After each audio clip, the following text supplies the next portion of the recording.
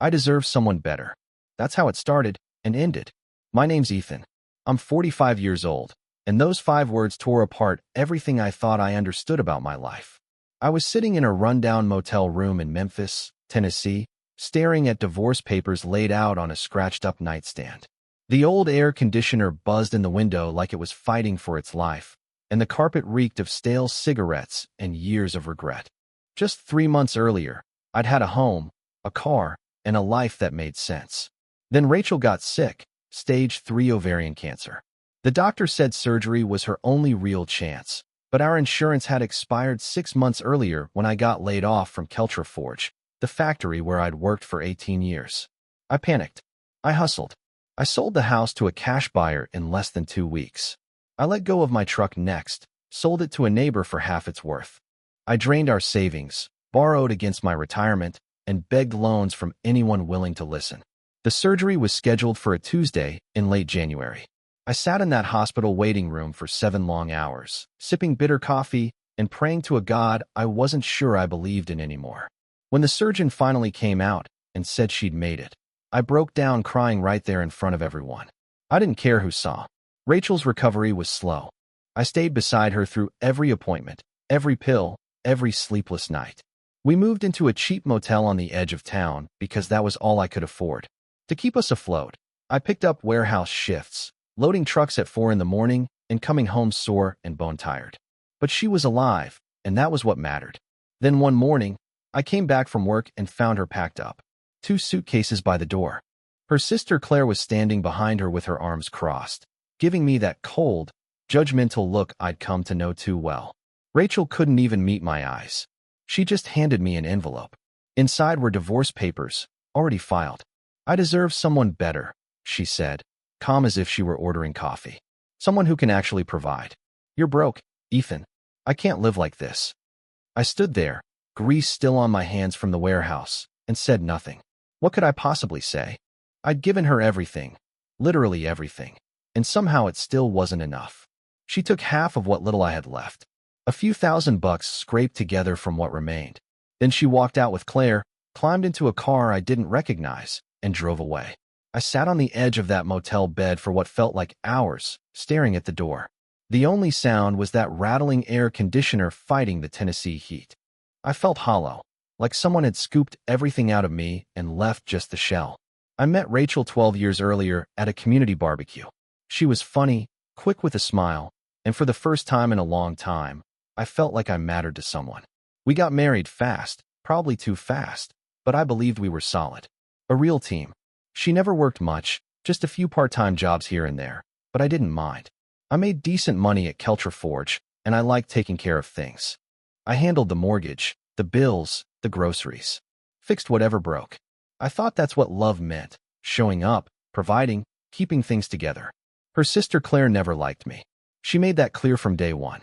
Said I was too blue-collar, too simple, not ambitious enough. Back then, Rachel used to defend me. But as the years went on, she did it less and less. Then came the little comments, about the house being too small, about my job going nowhere, about how Brooke's husband had just gotten promoted to regional manager. When I got laid off, something in her changed. She stopped touching me, stopped asking about my day. When the cancer diagnosis came, I thought it would bring us closer. Instead, it pulled her further away. But I told myself it was the fear talking, the sickness. I kept believing she'd see how much I loved her once we made it through. I borrowed money from my brother Marcus, from old coworkers, even from a guy I played poker with twice a month. I sold my tools, my fishing gear, anything with value.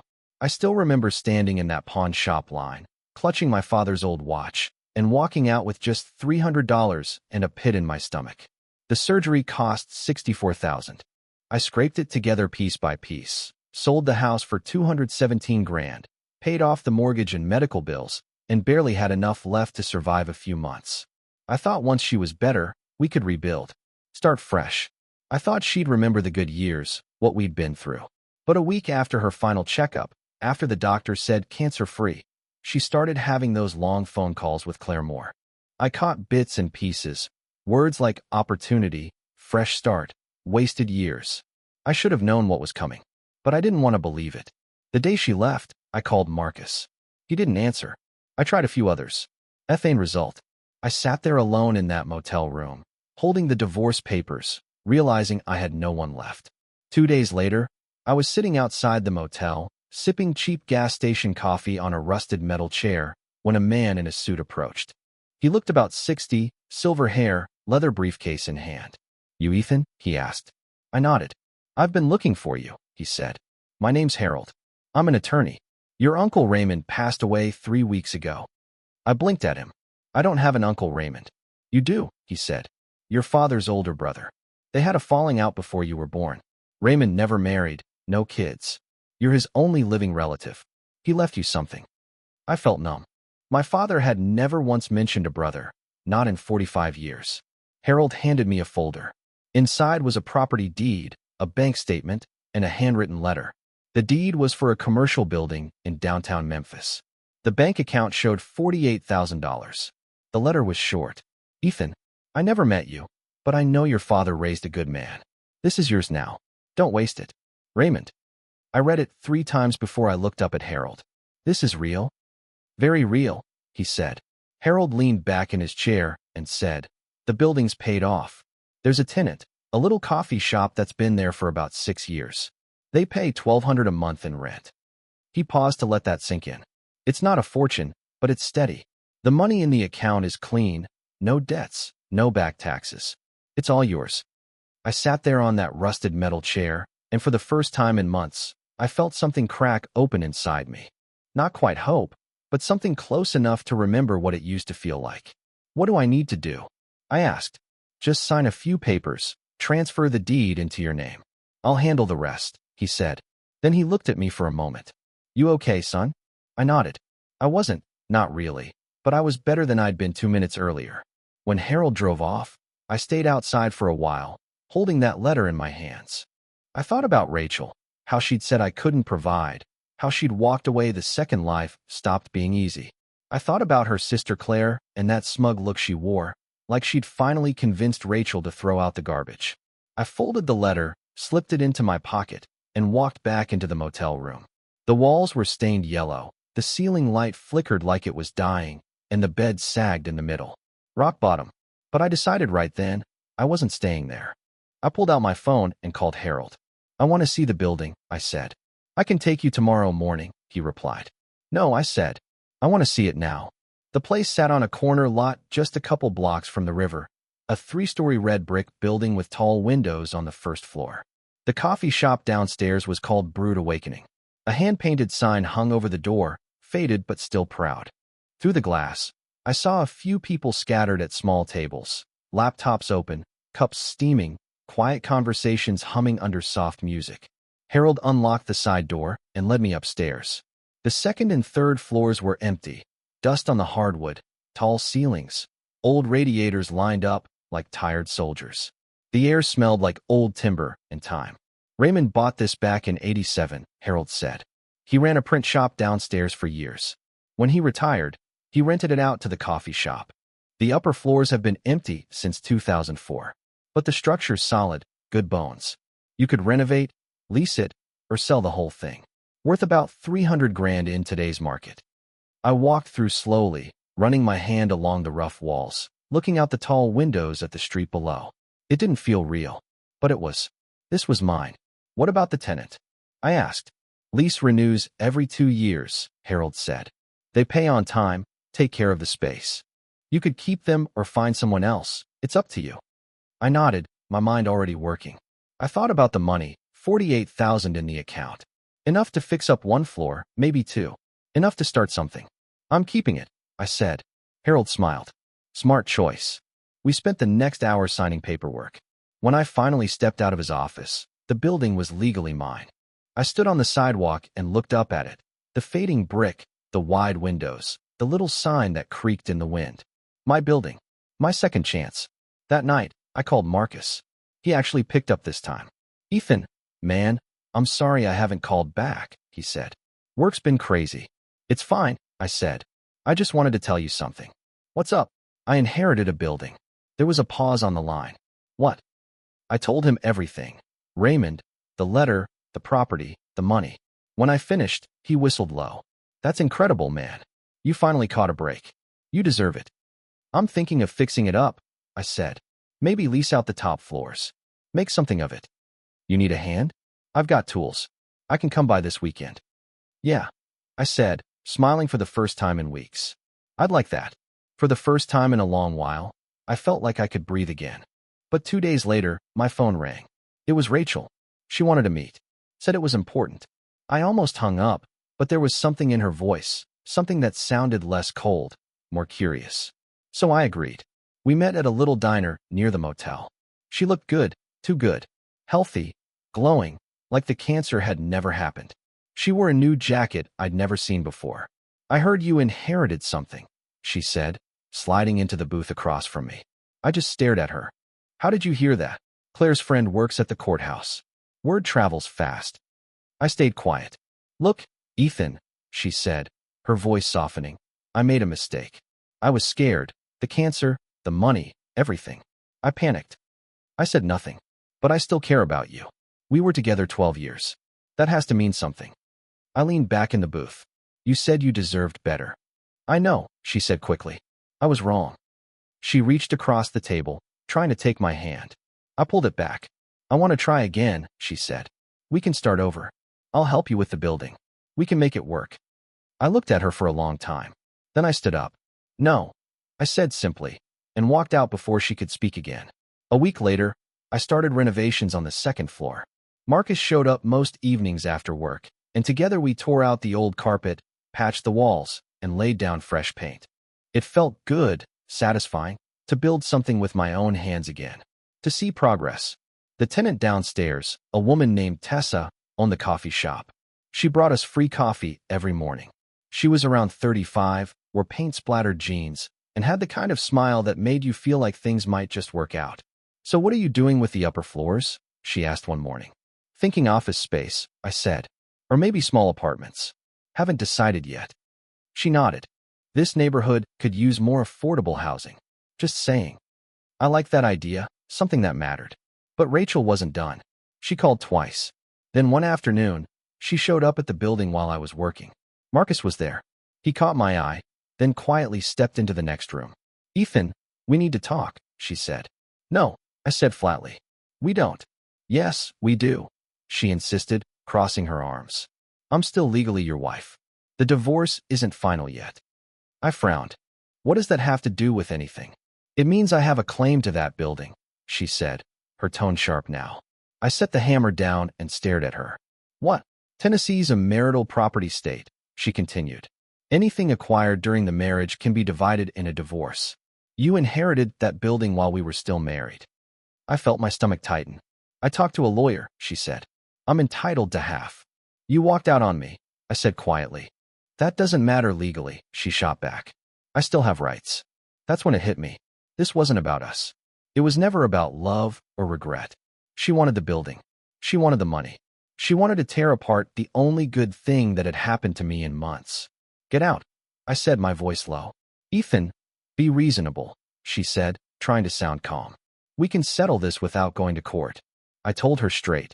Just give me what I'm owed and I'll sign the papers. Clean break. When she didn't move, I raised my voice. Get out, I said again, louder this time. She left, but I could tell she meant every word she'd said.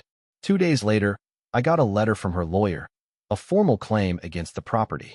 Rachel was demanding either half its value, half the rental income going forward, or a lump sum payout of $75,000. I called Harold. He listened in silence, then let out a long sigh. She's got a case, he said finally. Not a strong one, but enough to make trouble.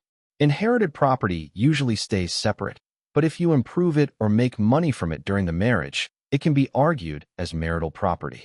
You've been renovating and collecting rent. She could use that. So what do? I asked. You fight it, he said. But it's going to cost you. Legal fees, court costs, and it could drag on for months. After we hung up, I sat alone in the half-finished room upstairs. The walls were only half-painted, tools scattered across the floor. I thought about everything I'd given up, everything I'd already lost. And now Rachel wanted to take this too. No. I called Harold back. I need you to do something for me, I said. What's that? I need you to dig into Rachel's life. Her sister Claire too. Find out what they've been doing since she left. Harold hesitated. Ethan, I'm a real estate lawyer. I don't do investigations. Then find someone who does, I said. Please. He exhaled through the phone. I know a guy. Private investigator. He's not cheap. I don't care, I said. Do it. 3 days later, the investigator sent me a file. That's when everything started to make sense. Rachel had been planning this for months, long before she filed for divorce, even before the cancer diagnosis. The investigator found emails between her and Claire that went back nearly a year. Turns out, Claire had been pushing Rachel to leave me for a long time, calling me a dead-end loser and saying she was wasting her life on a factory worker. When Rachel got sick, Claire saw her chance. She convinced Rachel to let me drain our savings and sell everything to pay for the surgery. The plan was simple. Let me go broke saving her life, then divorce me and take whatever was left. But they hadn't counted on me inheriting the building. The emails after Raymond's death made it crystal clear. Claire had researched the property's value, calculated the rental potential, and told Rachel she could walk away with at least $150,000 if she played her cards right. He owes you, Claire had written. You were sick. He should have figured it out without selling the house. This is his fault. Take what's yours and move on. There were also bank records, small transfers from Claire to Rachel during our marriage. 500 here, 1,000 there. It added up. Claire had been quietly funding Rachel's exit plan. Then came the final blow. Rachel had been seeing someone. A man named Eric, a pharmaceutical sales rep she met during one of her doctor's appointments. The investigator had photos, dinners, coffee dates, late-night meetups. The timestamps went back 8 weeks, right around the time Rachel got her clean bill of health. She wasn't leaving me because I was broke. She was leaving me because she'd already moved on. I sat at the small motel desk and went through the file twice. I didn't feel anger or sadness, just a strange, steady calm. Clarity. Then I called Harold again. I need you to file a counterclaim, I said. Against Rachel and Claire. On what grounds? Fraud. Emotional manipulation. Claire interfered financially in our marriage and pushed Rachel to destroy it. And Rachel committed adultery, which still matters under Tennessee law when dividing assets. I want her claim thrown out. And I want Claire held accountable. Harold was quiet for a beat. That's aggressive, he said. Can you do it? Yes, he said. But it's going to get ugly. Good, I told him. 2 weeks later, Rachel's lawyer received a 60-page filing. It had everything. Emails, bank transfers, photos. It outlined how Claire manipulated Rachel, how they planned the divorce, how Rachel had broken her vows. It asked the court to dismiss her claim entirely and make her pay my legal fees. That night, Rachel called me, furious. You had us investigated? She yelled. You're insane, Ethan. I'm protecting what's mine, I said. You're going to lose. My lawyer says you don't have a case. Then we'll see, I told her, and hung up. The hearing was set for late April. In the weeks before it, I poured myself into finishing the second floor. Marcus helped me lay new flooring, repaint the trim, fix up the windows. Tessa, the girl from the coffee shop, hooked me up with a contractor who did the electrical work cheap. By the time we were done, the space looked clean, professional, like it had real potential. I put up a for lease sign for office rentals. Within a week, I got 3 calls. By the time the hearing rolled around, I had the entire second floor leased to a small marketing firm for $2,500 a month. The building was alive again, and so was I. The courtroom was smaller than I expected. Rachel sat across from me with her lawyer, a sharp-dressed woman with a briefcase full of papers. Claire sat behind her, arms crossed, staring daggers at me like I was the villain. Harold presented our case with calm precision. He showed the judge the emails, the bank statements, the timeline of Rachel's affair. He laid out how Claire had pressured her, how they planned to use my financial vulnerability, and how Rachel violated the marriage through adultery. Rachel's lawyer tried to argue that the inheritance was marital property, but Harold countered with Tennessee law showing inherited assets stay separate unless mixed with marital funds, and mine weren't. Every renovation dollar had come from the inheritance itself. The judge flipped through the documents, then looked straight at Rachel. Are these emails real? She asked. Rachel hesitated before admitting they were. And this relationship with Eric, the judge continued. When did it begin? Rachel glanced at her lawyer, who whispered something. Then she looked back at the judge. March. While you were still married? Yes. The judge set her pen down. I'm denying the petitioner's claim, she said. The property remains with the respondent.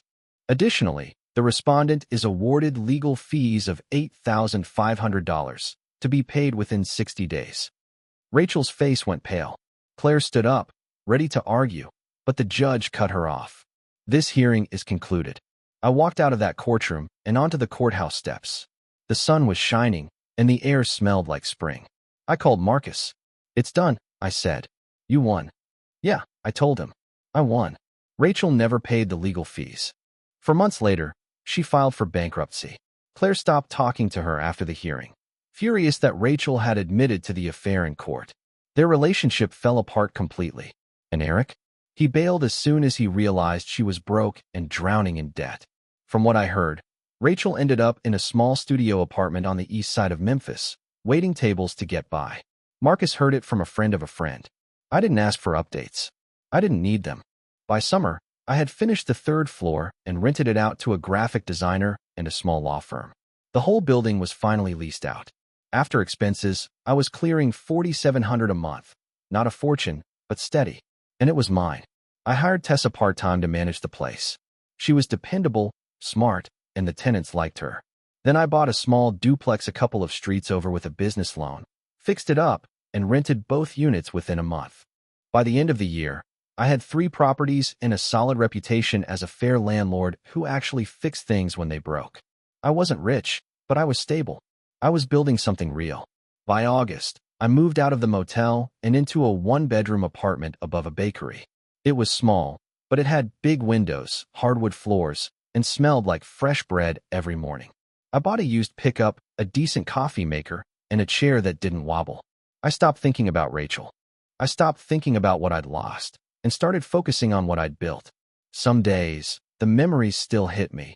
The fear, the exhaustion, the shame of watching someone I loved walk away when I had nothing left to give. But most days, I felt something new. I felt free. Free in a way I hadn't been in years. No strings. No debts. No one taking pieces I couldn't afford to lose. I learned that rock bottom isn't the end. It's where you start rebuilding the foundation.